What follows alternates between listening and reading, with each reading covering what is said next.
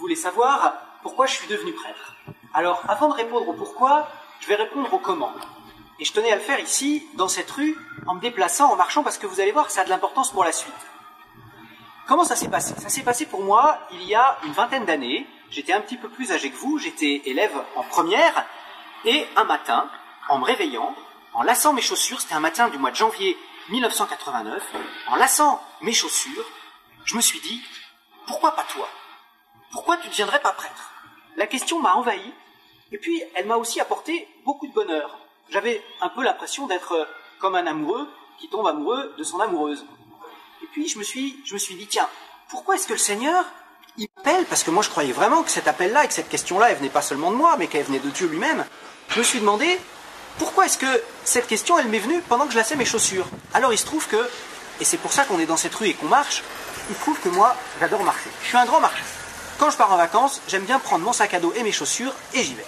Eh bien je me suis dit, si le Seigneur, il m'a appelé alors que j'étais en train de lasser mes chaussures, c'est peut-être parce qu'il avait envie de me dire, allez vas-y, va de l'avant, avance, j'ai besoin de toi sur la route des hommes, j'ai besoin de toi sur la route de la foi, alors prends tes chaussures, prends ton sac à dos, avance, parce que ensemble, eh bien, on va essayer de faire du bon boulot.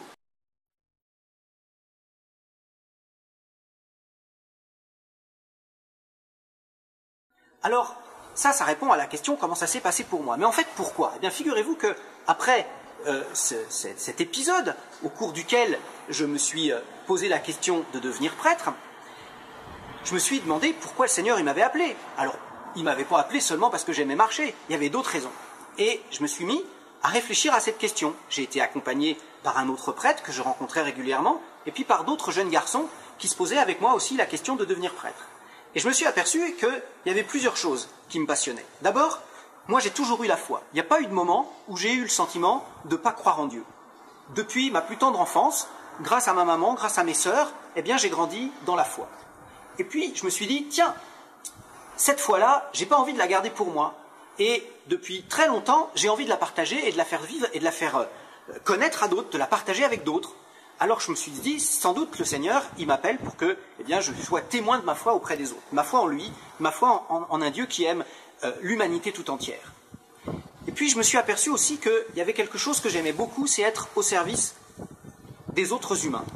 Et déjà, quand j'étais jeune, j'aimais bien rendre beaucoup de services. Et puis je me suis trouvé dans des situations où des gens sont venus me voir et sont venus me dire un peu tout ce qu'ils avaient sur le cœur, et je me suis trouvé à les écouter comme ça. J'avais rien d'autre à faire que les écouter, j'avais même pas à leur donner de conseils, simplement ils avaient besoin de parler, ils avaient besoin d'être écoutés. Et je me suis dit, tiens, c'est peut-être là aussi que le Seigneur il t'attend. Alors voilà les deux raisons pour lesquelles je suis devenu prêtre. La première, c'est parce que j'avais la foi et j'avais envie de la transmettre, et la deuxième, c'est parce que j'avais envie d'être au service des hommes et des femmes qui m'entouraient.